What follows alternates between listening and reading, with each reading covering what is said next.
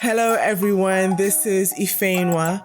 Welcome to Finding Africa, to explore and share the beauty of Africa, starting with folk stories from southern Nigeria.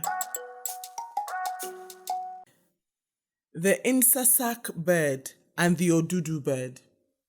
A long time ago, in the days of King Adam of Calabar, the king wanted to know if there was any animal or bird which was capable of enduring hunger for a long period. When he found one, the king said he would make him a chief of his tribe. The Nsaak bird is very small, having a shining breast of green and red. He also has blue and yellow feathers and red round the neck, and his chief food consists of ripe palm nuts. The Odudu bird, on the other hand, is much larger, about the size of a magpie with plenty of feathers, but a very thin body. He has a long tail, and his coloring is black and brown with a cream-colored breast. He lives chiefly on grasshoppers and is also very fond of crickets which make a noise at night. Both the Nsaak bird and the Odudu were great friends and used to live together. They both made up their minds that they would go before the king and try to be made chiefs. But the Odudu bird was quite confident that he would win, as he was so much bigger than the Nsaak bird. He therefore offered to starve for 7 days. The king then told them both to build houses which he would inspect, and then he would have them fastened up, and the one who could remain the longest without eating would be made the chief. They both then built their houses, but the Nsaak bird, who was very cunning, thought he could not possibly live for 7 days without eating anything. He therefore made a tiny hole in the wall, being very small himself, which he covered up so that the king would not notice it on his inspection.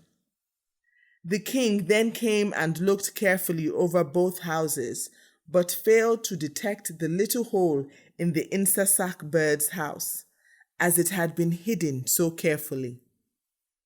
He therefore declared that both houses were safe, and then ordered the two birds to go inside their respective houses, and the doors were carefully fastened on the outside.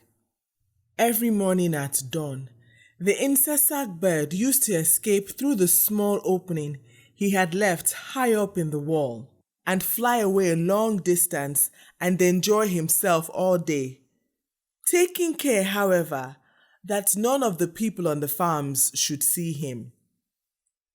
Then when the sun went down, he would fly back to his little house and creep through the hole in the wall, closing it carefully after him.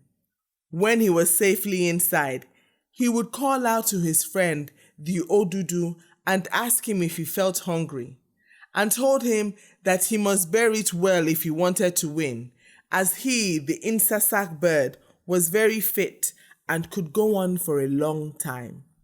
For several days this went on, the voice of the Odudu bird growing weaker and weaker every night, until at last he could no longer reply. Then the little bird knew that his friend must be dead. He was very sorry, but could not report the matter, as he was supposed to be confined inside his house. When the 7 days had expired, the king came and had both the doors of the house opened. The Nsaak bird at once flew out, and perching on a branch of a tree which grew near, sang most merrily.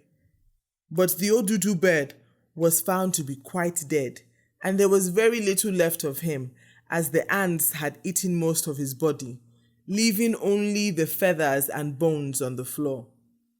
The king therefore at once appointed the Nsaak bird to be the head chief of all the small birds, and in the Ibibio country, even to the present time, the small boys who have bows and arrows are presented with a prize, which sometimes takes the shape of a female goat if they manage to shoot an Nsaak bird. as the Nsaak bird is the king of all the small birds and most difficult to shoot on account of his wiliness and his small size. Moral: don't endure a dangerous task or challenge without a backup plan. Thank you for listening. If you enjoyed the story, hit the subscribe button. If you didn't enjoy the story, still hit the subscribe button because you may like the next one. Until next time, enjoy life. Finding Africa.